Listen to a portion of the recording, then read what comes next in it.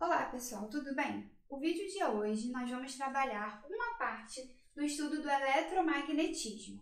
Então essa parte ela foi pedida por uma inscrita do canal, onde nós vamos trabalhar a ideia de fluxo magnético, beleza? Então normalmente a gente tem muitas dúvidas desse conteúdo, não pela sua dificuldade em si, mas porque a gente não costuma ver na escola ou quando vemos de maneira muito superficial. Então hoje eu vou comentar alguns desses conceitos que são importantes para vocês, para a prova da IA, embora não seja um dos tópicos muito abordados, ok? Inclusive nós temos aí uma só questão dos últimos anos, que seria uma questão do ano 2017, e nós vamos resolver no finalzinho do vídeo. Então vamos lá? No eletromagnetismo, nós estudamos alguns efeitos do campo magnético e do campo elétrico. Então, antes, só para a gente recapitular, nós estudamos como calcular campo magnético, como calcular força magnética, e nós vamos para a parte relacionada, como eu comentei, ao fluxo. Então, como que a gente calcula um fluxo magnético?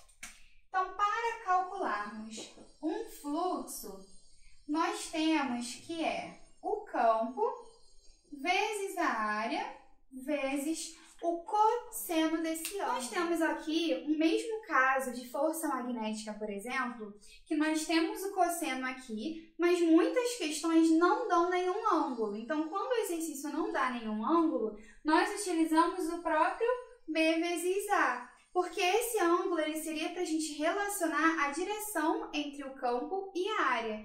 Mas muitos exercícios já dão a área que está na direção do campo magnético. Então, por isso que muitos deles não dão o valor do ângulo. Então, às vezes, eles só dão o B, que é o campo, e aí, para a gente relembrar, o campo magnético é medido em Tesla e a área em metro quadrado. Dessa forma, nós temos um fluxo que seria Tesla por metro quadrado, mas que também pode ser chamado de Weber. Então, quando vocês verem aí algum exercício, o fluxo em Weber, WB, seria aí a unidade desse símbolo aqui, beleza? Que para a gente calcular é o produto entre campo magnético e área. Só que a parte mais importante que a gente vê aqui é a questão da variação desse fluxo. Então, Faraday, que aí é descrito pela lei de Faraday, percebeu experimentalmente que quando há uma variação desse fluxo, existe uma corrente induzida, ou seja, existe uma força eletromotriz, que a gente também pode chamar de tensão ou DDP, induzida naquele circuito. E aí, como que a gente vai calcular essa força eletromotriz, que é o que normalmente as provas abordam, que aqui a gente chama de FEM. A força eletromotriz nada mais é do que a variação do fluxo pelo tempo. O que isso aqui, gente, significa de forma importante? Significa que eu só tenho força eletromotriz, ou seja, eu só terei uma corrente elétrica se eu variar o meu fluxo magnético. Então, se eu não vario o meu fluxo magnético, ou seja, o campo magnético é o mesmo e a área é a mesma, eu não tenho força eletromotriz. Então, se eu colocar um objeto dentro de uma região de campo magnético e ele ficar em repouso totalmente parado e o campo também, eu não tenho força eletromotriz. Agora, se eu pegar esse objeto e ficar movimentando de forma que somente uma parte dele fique dentro do campo e aí eu fico variando essa área, aí que eu tenho uma força eletromotriz, porque eu terei uma variação do fluxo.